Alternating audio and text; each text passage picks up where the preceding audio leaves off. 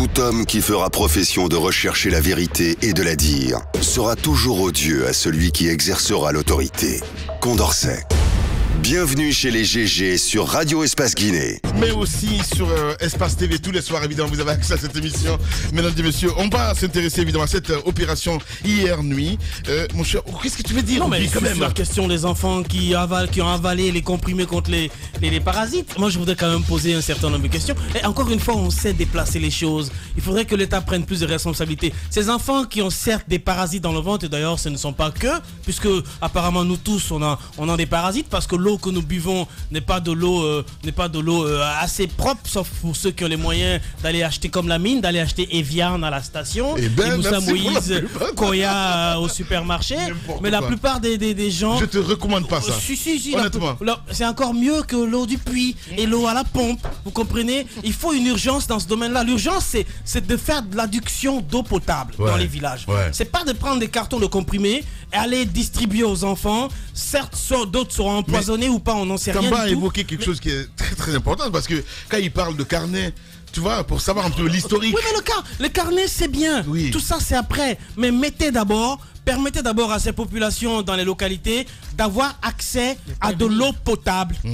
Avant d'aller distribuer vos comprimés, donnez-leur d'abord de l'eau potable. C'est ça l'urgence. Vous allez dans les écoles, les enfants boivent encore l'eau du puits dans la plupart des écoles. Dans les villages, on n'en parle pas. L'eau du marigot est consommée dans certains villages. Moi, j'ai fait la plupart des villages du côté de Bokeh, dans la zone minière, où vous voyez l'eau dégoulinant des zones d'extraction des mines qui vient tout rouge dans les marigots. C'est ce que les villageois consomment. Alors, comment voulez-vous que ces gens ne vivent pas avec les parasites? T'as connu dans un village? Évidemment. Voilà. Donc, c'est l'eau du marigot. L'eau du marigot que les gens... tout le monde est né quelque part, forcément. Mais quand même. C'est quelque chose, hein. C'est encore une fierté que de naître dans un village que d'aller je sais pas, moi, vous êtes né où? À Charles-y-Pontois? Ça, c'est vous qui le savez. Moi, ce que je veux dire, c'est pas ça l'urgence. L'urgence, c'est de faire l'adduction d'eau potable dans les villages, permettre aux citoyens de boire de l'eau potable. D'ailleurs, je félicite beaucoup d'ONG ici qui font du travail dans ce sens-là. Je pense que l'État aime déplacer le débat. Il faut permettre aux populations d'avoir accès à l'eau potable, et comme ça, on va diminuer le taux d'infection de parasites. Bien, allez-y, Jacques Léoua. Oui, je crois que ça a été déjà dit par Moïse et Tamba, il n'y a pas eu de communication en amont. Toi, tu es né au village aussi, non? Donner ce produit. Tu es né au village? Oui, je suis né au village. Voilà. Je suis né au village. Mais c'est quoi ce délire-là? C'est vous qui avez commencé. Je suis né au village et puis j'ai grandi là. J'ai grandi surtout au village, il faut le reconnaître. Où est la différence entre toi et nous? Je poursuis là. Donc j'ai dit, l'essentiel. Il n'y a pas eu de communication en amont. Et puis, depuis hier, dans la matinée, il y a eu, n'est-ce pas, cette psychose-là. Je crois que le ministère a attendu seulement la nuit pour sortir ce communiqué.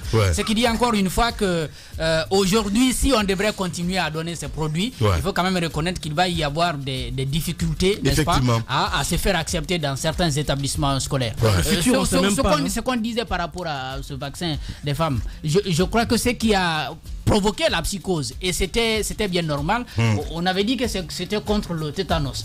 Et pour un problème de tétanos, on met en place des agents chargés de la sensibilisation, mais qui partaient chercher des femmes dans les marchés pour dire arrêtez ce que vous êtes en train de faire, allez-y vous faire vacciner. Finalement, les gens ont dit si c'est pour un problème de tétanos, ça devient quand même très violent, et il y a quand même un problème de stratégie dans les actions du gouvernement parfois. Moi, je pense que le ministère de la Santé est une sorte de passoire à toute la contrebande liée à la légalisation des produits qui sont dans le circuit et qui n'obéissent pas du tout à la réglementation en vigueur. Les grandes gueules.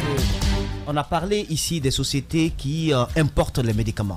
On sait comment est-ce que... J'ai écouté l'invité de Jacques Léoua vendredi dernier. C'est juste incroyable. Donc, c'est qu'on a institutionnalisé tout ce qu'il faut pour que la santé, quand même, des commerçants qui ont les moyens, qui ne sont pas spécialistes, experts dans le domaine, puissent manipuler des médicaments. Donc, si nous sommes dans un pays quand même qui compte plus de 100 sociétés grossistes qui importent des médicaments, selon ce n'est pas Manier, c'est bien cela, il dit que c'est Manizé Collier que c'est la faute à Naman Keïta. Voilà. Un ministre militant. Oui, j'ai sorti un acte signé par ce ministre qui n'a obéi à aucune loi et qui a été reconfirmé par l'actuel ministre de la santé publique. Donc, ça veut dire que dans le domaine de la santé, dans notre pays, on a mis les soubassements qu'il faut pour que les choses se passent dans ces conditions-là. Mais moi, j'estime que s'il y avait de bonnes statistiques et que si le ministère de la Santé faisait son travail, on aurait pu d'abord recueillir le nombre d'infections remontées par les directions communales de la santé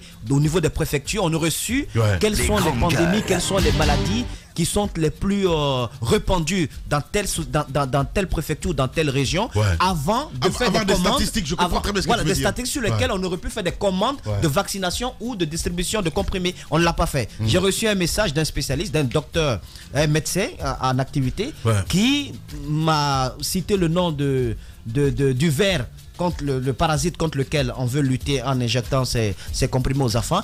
Mais pour lui, c'est un ver quand même qui n'est pas assez répandu au niveau de la côte guinéenne.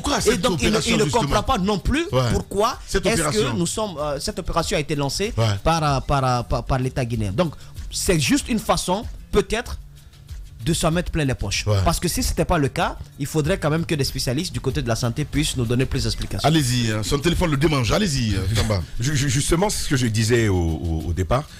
Pourquoi maintenant, où était l'opportunité de tout cela? Il y a bien à penser que c'est lié à trouver une façon légale, j'ai envie de dire pas légale, mais légalisée. De gagner de prendre de l'argent et de puiser de l'argent comme ça, parce que c'est une vaste campagne qui s'étend sur l'ensemble du territoire. La question que je me pose, Lamine, ce n'est pas la première fois qu'on fait ces campagnes de vaccination.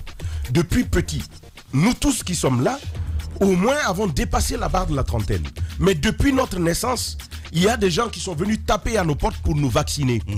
Même maintenant, quand je repars voir les parents, il y a des gens des équipes, ils viennent à deux. Il y a un qui conduit la moto et puis derrière, il y a une femme. Ils arrivent, ils viennent, ils tapent. Bonjour, on salue tout le monde. Vous n'avez pas d'enfants ici qu'on va vacciner. Et puis vous répondez, vous sortez votre garçon, vous leur donnez. On le pique. Et puis après, ils rentrent chez eux. Mais depuis toutes ces années, on est dans la même pratique. On vaccine des gens, on donne des comprimés. Pourquoi est-ce qu'on n'a pas capitalisé ce savoir-faire? Parce qu'on en est encore plusieurs années après à nous poser la question et la communication n'a pas marché. Et l'approche n'a pas fonctionné, la méthode. Mais ça a toujours été la pratique. Pourquoi est-ce qu'on n'apprend pas des erreurs pour construire une démarche qui résiste à toutes ces contingences-là? Moi, je pense que c'est vraiment compliqué ce pays. Que l'on ne puisse pas... parce que ça, c'est banal. Même des étudiants sortant de licence en communication peuvent vous concevoir une très très bonne stratégie de communication là-dessus. Pour endiguer la rumeur, pour faire accepter ce que vous apportez. Tout ceci est possible, mais très simplement. Pourquoi est-ce que ça ne fonctionne pas? Pourtant, ça nous coûte beaucoup d'argent. Allez-y. En plus, ce sont des localités assujetties à beaucoup d'autres maladies. Et donc, lorsque ces agents de vaccination passent comme ça, maison à maison, ce qu'ils appellent du porte-à-porte, vacciner des enfants, après la vaccination, il y a des familles où on a constaté que quelques jours ou quelques mois ou quelques semaines après, l'enfant est sujet à une maladie qui peut ne pas être liée au vaccin, mais du point de vue de la psychose, du point de vue de l'état d'esprit des familles, eh ben on fait tout de suite le lien avec l'agent de vaccination qui est passé hier. Ah, il est venu hier ici, il a vacciné notre enfant, aujourd'hui il ne va pas bien. Donc la rumeur part dans tout le village et désormais ces agents-là sont chassés des villages et ils ne peuvent plus faire le travail. Donc voyez-vous, il faut préparer mentalement les gens, il faut créer les conditions professionnels de vaccination, et je pense que le mieux d'ailleurs c'est de faire en sorte que ces familles se drainent dans les centres de santé. Encore il faut en construire dans les villages, il y a des villages où ça n'existe pas, se drainent dans les centres de santé et comme ça une pédagogie leur est enseignée avant de passer à l'acte. Parce que sinon, au lieu de vous soignez un mal pour en créer un autre. Parce que ce qui est plus difficile dans ce pays, c'est la psychose, c'est les idées reçues, c'est la conception que se fait les populations. Comme le fait Moussa Moïse situation. Voilà, exactement, c'est la difficulté que nous avons eue dès la jeunesse de Ebola. Il y avait déjà des idées reçues, ce qui a permis à des gens d'être réticents vis-à-vis des agents qui sont allés sur le terrain. Et on a vu ce que ça donnait. Il ne faut pas vous piquer, sinon vous allez devenir stérile. Ouais, il y a aussi ça.